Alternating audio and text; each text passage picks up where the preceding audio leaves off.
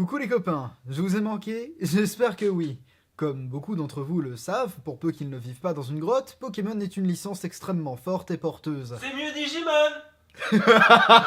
Blablabla Pikachu, RPG, merchandising et tout ce qui s'ensuit. Mais vous le savez déjà, le sujet chez moi c'est pas ça. Le sujet chez moi c'est l'animation. J'ai vu ça et là que certains d'entre vous se sont plaints, plus que de raison, dans l'océan de caca que sont les vidéos de réaction, en balançant des grosses conneries à propos du budget et de l'animation. That's what I'm calling quality animation, right? Ash, what is that face? What? Ash, no. The anime could be so much better if you guys remember the little OVAs that we had with Red and all that cool stuff. Souvent de très grosses conneries. Pourtant, à bien des égards, Sun et Moon est de loin la meilleure série Pokémon. La phrase est lancée au vent mauvais. Rétrospectivement, elle propose bien mieux en matière d'animation et plus encore que les saisons d'avant. Je vous sens perdu. Pokémon est un animé produit par OLM. Ce n'est pas une technique d'analyse scientifique ni le nom d'un groupe de rap français. Le studio OLM, donc, est le studio d'animation auquel on doit la série Pokémon. Mais aussi la seule série Berserk valable, dont voici, et parce que ça m'amuse que c'est dimanche, 5 secondes du générique.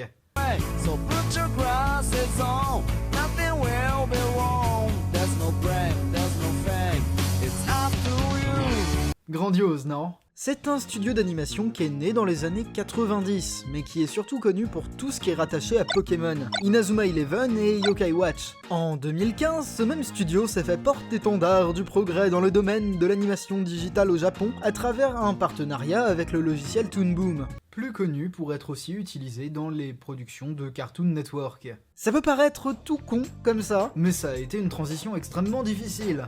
Et le résultat est plutôt cool, ça permet de passer un cap dans la qualité d'animation. Comprenez-moi bien, entre ça et ça, il y a un monde. La 3D des décors a permis de rendre les combats plus dynamiques. Exit ses fonds hideux et exit ses combats un peu statiques. Passer de ça à ça permet plus de liberté dans les combats. Alors pardonnez-moi, mais passer de ça à ça me fait dire que le renouveau parfois c'est quand même vachement bien. Le décor, puisqu'il peut être déplacé, permet aux animateurs de se concentrer sur les actions des Pokémon, et ça permet des mouvements de caméra de fou. C'est tout sauf minime, et ça me permet de vous parler dans un studio d'animation du rôle du pôle recherche et développement. C'est grosso modo la partie du studio qui permet d'aboutir à de nouvelles techniques qui permettront de renouveler l'animation. L'idée est plus ou moins la suivante. On aurait besoin de quelque chose de nouveau pour l'animation du dessin animé Pokémon. Est-ce que quelqu'un dans la pièce aura une idée? Eh ben c'est parti mon gamin, allez. Alors, que dit Google? Des tops... Ah, c'est quoi ça? Toon Boom. Ce petit bonhomme est très moche. Mais quel slip. Ah bah ça m'a l'air pas mal. L'animation digitale donc. Qui c'est qui utilise ça? Toute la concurrence? Ah, même les Coréens? Eh bah c'est 10 parts. Je parlerais si j'étais pas complètement muet. Je me moque un peu sans doute, mais c'est une idée brillante et nécessaire.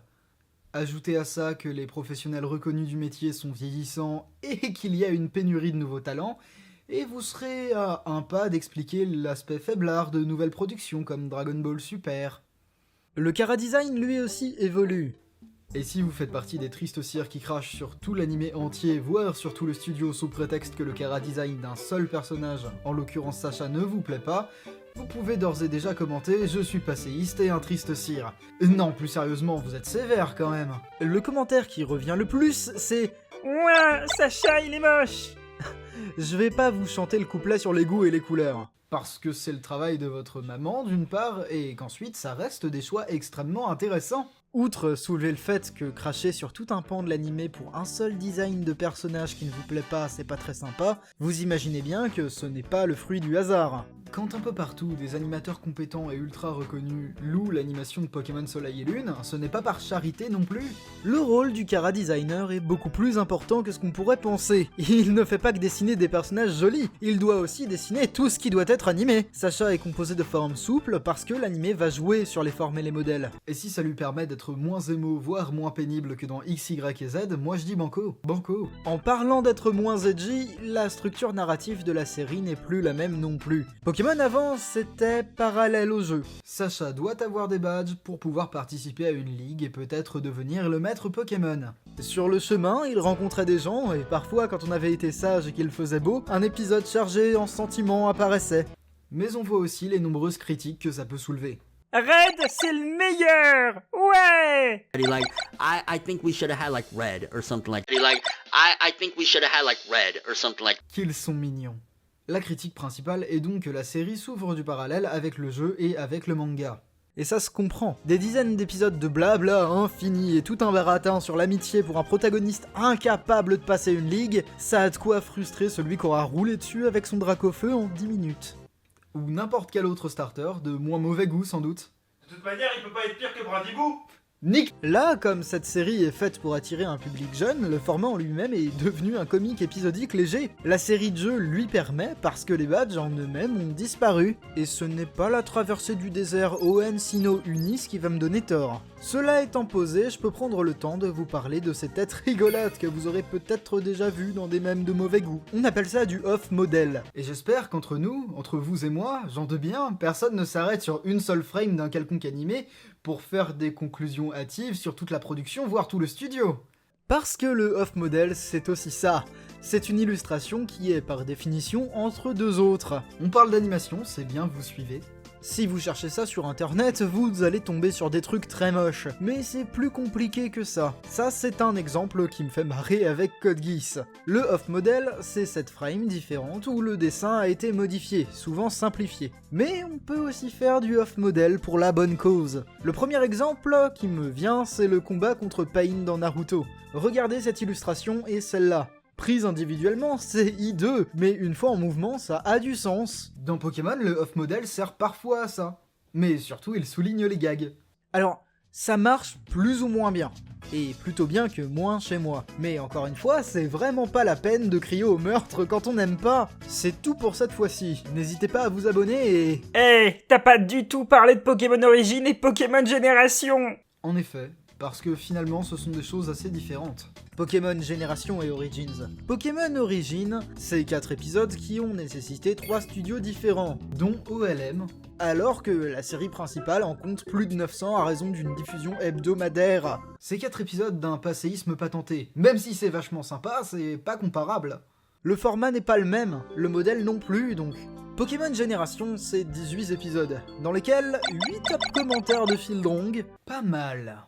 Ça nous raconte quelques événements très sympas de Pokémon, et c'est disponible gratuitement sur YouTube encore. Mais là, encore une fois, le modèle narratif n'est pas le même. Pokémon Soleil et Lune, ça se passe dans l'univers du jeu, alors que Génération, c'est le jeu. Cette fois-ci, ça a été entièrement produit par OLM et ça prend une direction totalement différente.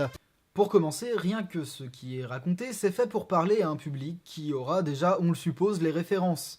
Et enfin, si vous avez suivi ce dont je parlais tout à l'heure à propos du Chara Design, vous pourrez remarquer des formes plus rigides, moins aptes à la déformation. Alors, c'est toujours Pokémon, pas de souci, mais ne serait-ce que faire passer les cris des Pokémon de leur nom à des vrais cris semblables à ceux d'animaux, ça n'a définitivement pas le même but au final. Et pour ce qui est du Chara Design pur de Pokémon Génération, eh bien ma mention spéciale va à Watson, qui lui change complètement de design de l'épisode 13 à l'épisode 14. Au-delà de souligner le simple fait qu'on a là une production complexe et différente de la série principale, ça démontre une ultime fois que les formes servent une fonction. Ces deux personnages, ou plutôt ces deux incarnations d'un même personnage ne dégagent pas du tout la même aura. Et pour cause, les deux épisodes ont une ambiance complètement différente. Le bilan de tout ça est extrêmement positif, rien à redire.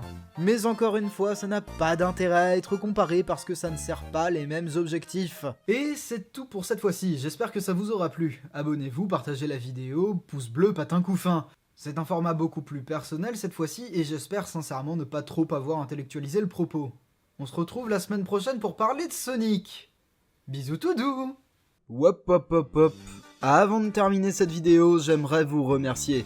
Nous sommes presque 1500 et je vous avoue que c'est un petit peu édifiant, c'est un petit peu terrifiant aussi. Je vous fais des bisous, je vais faire de mon mieux.